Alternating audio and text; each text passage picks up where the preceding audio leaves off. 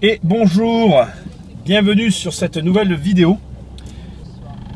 Cette vidéo et son sujet d'aujourd'hui, ça va être l'indépendance financière. Cette nuit, j'ai donc mal dormi pour diverses raisons. Et du coup, je suis tombé par hasard. Alors, je ne vais pas pouvoir malheureusement vous mettre le lien pour une raison fort simple, c'est que je ne sais pas trop comment je suis tombé sur ce site. Il était tard d'abord quand j'ai été réveillé et bien évidemment c'était sur mon téléphone, j'ai navigué sur internet comme on le fait tous et j'en ai perdu le lien. Bref, le sujet de cet article était très intéressant. Ce n'était pas le classique de la guerre avec les méthodes pour y arriver, mais bien plutôt la philosophie, l'idée, le comment, le pourquoi.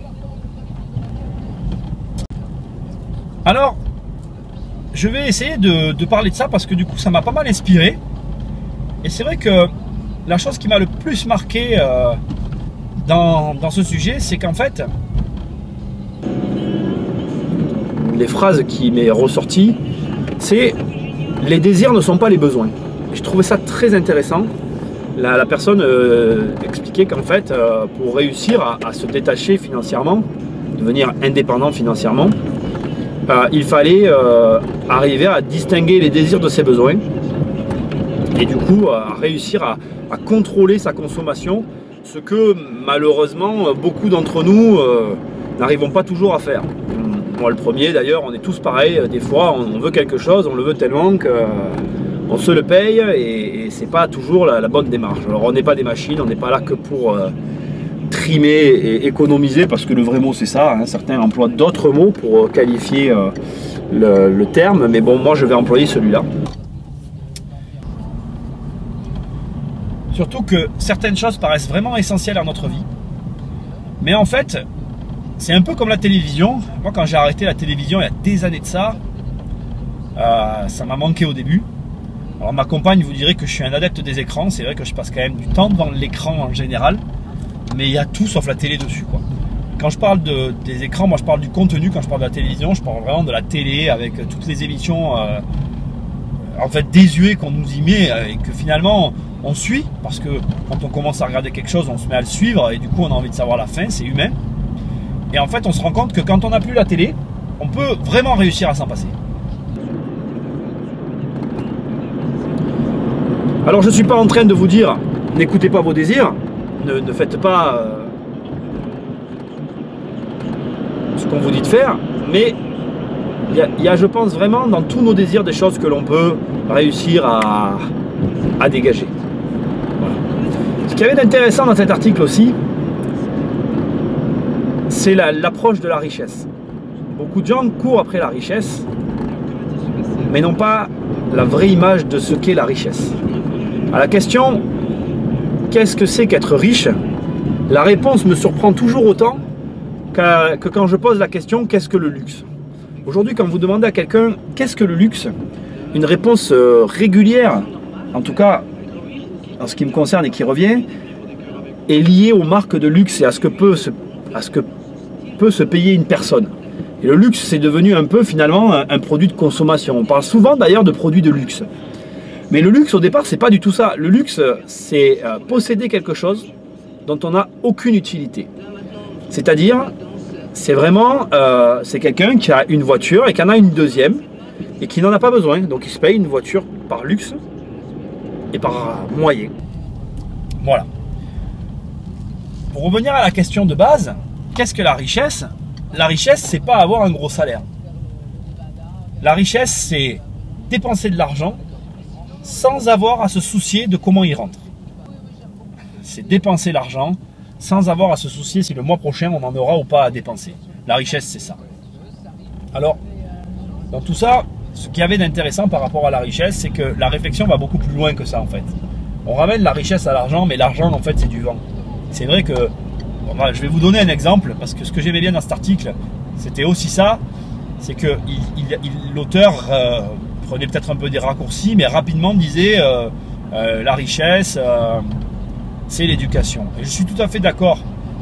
On constate qu'en fait, être riche, et je crois que c'est ça la richesse, c'est être éduqué par rapport à l'argent. Être capable d'avoir, qui vont pouvoir faire perdurer ce que vous avez bâti, et ce que eux bâtiront et viendront ajouter à l'édifice. Faire comprendre qu'en fait, on n'est pas, on est au-delà de ce que l'on peut consommer ou avoir. On essaye, je pense, trop de ramener les choses à nous-mêmes, alors qu'en fait, il faut essayer de les ouvrir à l'extérieur. Je pense que la richesse, c'est en effet l'éducation, comme dit l'auteur, mais ça ne sert à rien si vous devenez riche aujourd'hui, que vous léguez tout à vos enfants, que demain, tout cela n'existe plus. L'intérêt, c'est avant tout, même au-delà de léguer le matériel aux enfants, je pense qu'on se concentre souvent sur le matériel quand on parle de richesse, mais il y a des choses bien au-delà. Il y a une histoire que j'adore, alors je ne vais pas pouvoir vous donner tous les détails, mais c'est un super exemple. C'est un Américain d'un âge certain, une soixantaine d'années, un peu avant 60 ans, qui fait faillite en fait. La personne fait faillite, elle perd tout, il était millionnaire, très grosse fortune, il perd tout. Et bien 5 ans après, il avait rebâti la même fortune. Il disait, en réalité, ma vraie richesse, elle n'est pas dans mes biens matériels, mais dans ma compétence à faire ce que je sais faire. Alors je ne pourrais plus vous donner son domaine d'activité, mais il était vraiment bon dans ce qu'il faisait. Et il était capable de générer des millions avec ce qu'il faisait. Alors là, la question que vous devez vous poser, c'est comment a-t-il perdu de l'argent? En réalité, quand on prend des risques, on a toujours le risque de perdre de l'argent. Que vous achetiez de l'immobilier, de la bourse, le risque il est le même partout. Le risque en plus, c'est intéressant de voir que plus vous allez gagner d'argent, plus vous allez pouvoir mettre de grosses sommes parce que votre approche du risque sera du coup de plus en plus grande. Et du coup, vous allez prendre de plus en plus de gros risques. Et ce gros risque que vous prenez, parce que vous vous en rendez plus compte en fait, quand vous êtes dans les affaires immobilières, boursières, etc. Finalement, après, quand vous avez, bon je vous dis une bêtise, quand vous avez 10 appartements, d'en racheter 10 d'un coup, sur le coup, ça ne vous paraît pas une mauvaise idée. Seulement, je vous dis encore une idiotie, mais si les 10 appartements d'un coup sont rasés par un hurricane, ben, automatiquement, vous n'avez plus de loyer. Vous avez une latence et si vous avez un crédit, ben, le risque il est bien là. Donc en fait, on prend de plus en plus de risques par rapport à ce qu'on arrive à construire. Et du coup, ben, on peut faire faillite. Et je pense que c'est ce qui lui est arrivé dans son domaine là encore. Et tout ça pour vous dire que ce qui est vraiment intéressant, c'est de voir qu'en 5 ans, il a rebâti l'équivalent de sa fortune qu'il avait mis des années à bâtir. Et la richesse, elle est là. En fait, la richesse, au final, quand on y réfléchit vraiment, et qu'on va loin dans cette réflexion, on se rend compte que la richesse, elle est dans la connaissance et non dans l'argent. L'argent, c'est une monnaie d'échange, c'est quelque chose qu'on se donne en échange d'un service ou de quelque chose. Il y a une compréhension à avoir sur cet échange, mais on pourrait avoir de la richesse de patates si c'était des patates qu'on échange. Ce que j'essaye de dire, c'est qu'en fait, l'argent n'existe pas. On le voit bien aujourd'hui avec ce qui se passe avec les banques. Quand vous voyez que la BCE va injecter le 1er mars de l'argent dans l'économie européenne, de l'argent totalement fictif qui est issu d'aucune richesse, on est en droit de se dire bon ben d'où vient l'argent quoi finalement. L'argent ça devient aujourd'hui en fait on a aboli ce qu'il faut savoir sur la loi des finances qui fait scandale un peu ou aujourd'hui qui crée cette histoire de dette, c'est que à l'époque des 68 arts, on a aboli le droit régalien de frapper monnaie parce que tous les économistes diront que injecter de l'argent basé sur rien, c'est une folie dans une économie. Et aujourd'hui, en fait, alors qu'on a aboli ce système et qu'on a demandé aux États de faire des emprunts pour que justement la dette génère de l'emploi, bon, après, je ne parle pas de politique, je parle de l'idée. Après, on est d'accord ou on n'est pas d'accord avec tout ça. Soyons clairs, mon avis là-dessus, il est partagé, plus que partagé, et je ne vais même pas le donner parce qu'il n'est pas intéressant. Moi, ce que j'essaye de vous montrer juste et de mettre en exergue, c'est que, au final, on a beau tourner virer avec ces histoires d'argent, depuis qu'il n'y a plus les talons or, l'argent n'existe pas.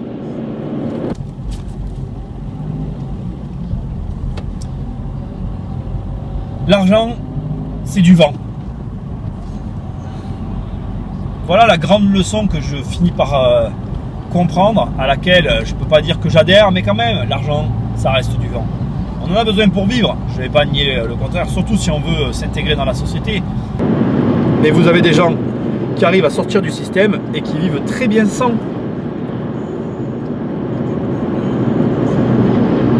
Il est normal qu'on veuille améliorer sa vie. Il est normal qu'il y ait des personnes qui aient de l'ambition et d'autres qui n'en aient pas. Courir après l'argent, je peux le comprendre. Je me suis égaré dans cette vidéo, donc je vais quand même revenir un peu au départ et au sujet du début, qui était l'indépendance financière. Alors l'indépendance, tout ça pour vous dire que donc l'argent c'est du vent, mais que quand même il faut devenir indépendant financièrement pour réussir à être autonome. Ce que j'aime aussi dans l'indépendance financière et dans le concept qu'il y avait dans ce texte, c'est que l'indépendance financière, ça veut dire qu'on est indépendant, donc seul, et financièrement que personne ne nous donne cet argent. Or, il y a une nuance que je veux apporter à ces propos, c'est que, par exemple, et en l'occurrence lorsqu'on fait de l'immobilier, moi je ne considère pas être indépendant financièrement. J'ai cette sensation étrange d'être totalement dépendant des banquiers. En effet, lorsqu'un banquier ne veut pas me prêter, je ne peux plus faire d'opération. Et dans ces cas-là, je suis dépendant de lui. Alors vous me direz, à partir d'un certain niveau, peut-être qu'on n'en a plus besoin. Mais en fait, on se rend compte qu'on peut toujours avoir plus. Et je crois que c'est dans la nature humaine de vouloir aller toujours plus loin, de voir jusqu'où on peut aller. Dans le texte que j'ai lu cette nuit, et ce dont je m'en rappelle, il y avait un élément vachement intéressant. Je n'avais pas vu le... Pardon. Dans le texte que j'ai lu cette nuit, et dans les divers éléments que j'ai pu voir, il y avait un élément très intéressant par rapport à ça, qui disait que l'indépendance financière, ça doit aussi servir, ça doit permettre en tout cas, à s'élever. Alors je ne retranscris pas du tout bien les termes. Quand ils disent s'élever, c'était vraiment dans un contexte de curiosité, d'intéressement à ce qui se passe autour de soi. Et c'est vraiment, je pense, un élément aussi assez intéressant de l'indépendance financière. C'est vrai que lorsqu'on arrive à devenir indépendant, l'intérêt est de pouvoir s'ouvrir à pas mal de choses et d'essayer de créer. Je pense qu'il y a des gens qui disent « moi je suis entrepreneur, moi je suis ci, moi je suis ça ». Peu importe ce que l'on est en fait. Il faut rester curieux et intéressé vers l'extérieur. Que vous soyez salarié, entrepreneur, pareil pour la créativité, tous ces éléments, c'est pas parce que vous allez être indépendant financièrement que vous devez être plus curieux. Et ça aussi je voulais le dire, le texte avait l'air de sous-entendre d'un côté qu'il fallait être indépendant financièrement pour l'être, mais en fait non, soyez-le sans l'être même, on peut tous l'être. Alors après il y a le problème du temps dans la journée qui se pose et c'est là où l'indépendance financière devient intéressante en effet. Mais essayez d'être au maximum curieux, c'est vraiment quelque chose qui va vous apporter beaucoup même pour réussir à devenir indépendant financièrement.